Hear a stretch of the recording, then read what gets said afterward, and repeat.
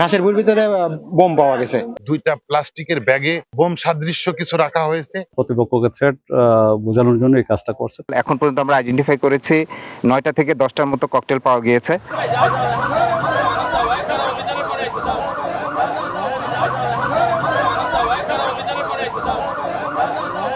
এলাকার থেকে ফোন দিয়ে বললো যে বাজারের পাশে আছে, ঘাসের ভুঁড়ির ভিতরে বোম পাওয়া গেছে।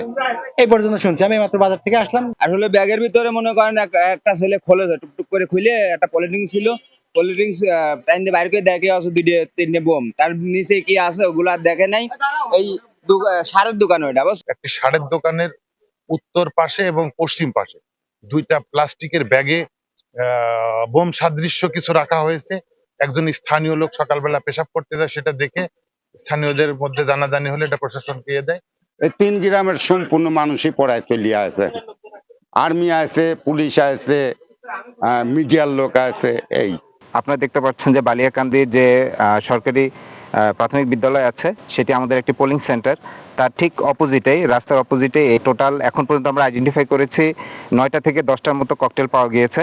তো আমরা এটা এখন পুলিশের হেফাজতে আমরা নিয়ে যাব এবং ফার্দার ওখানে এটা আবার একটু চেক ব্যাক করা হবে, এটা আসলে কতটুকু মানে রিয়েল নাকি ফেক এই ককটেল, এটা আর একটু পর্যালোচনা করা হবে এবং আশা করছি এখন এটা বিপদমুক্ত।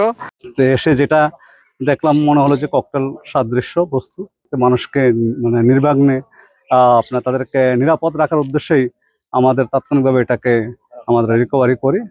পরবর্তী তদন্ত সাপেক্ষে আইনানুগ ব্যবস্থা গ্রহণ করা। ধারণা হচ্ছে হয়তো কোনো মানে পক্ষ বা কোনো দুষ্কৃতিকারী তারা হয়তো এটাকে মানে এখানে একটা আতঙ্ক সৃষ্টি করার জন্য বা নির্বাচনকে একটা থ্রেট মনে করার জন্যই মূল প্রতিপক্ষকে থ্রেট বোঝানোর জন্য এই কাজটা করছে। তো আমরা অবশ্যই এই ব্যাপারে তদন্ত করে আইনানুগ ব্যবস্থা করব।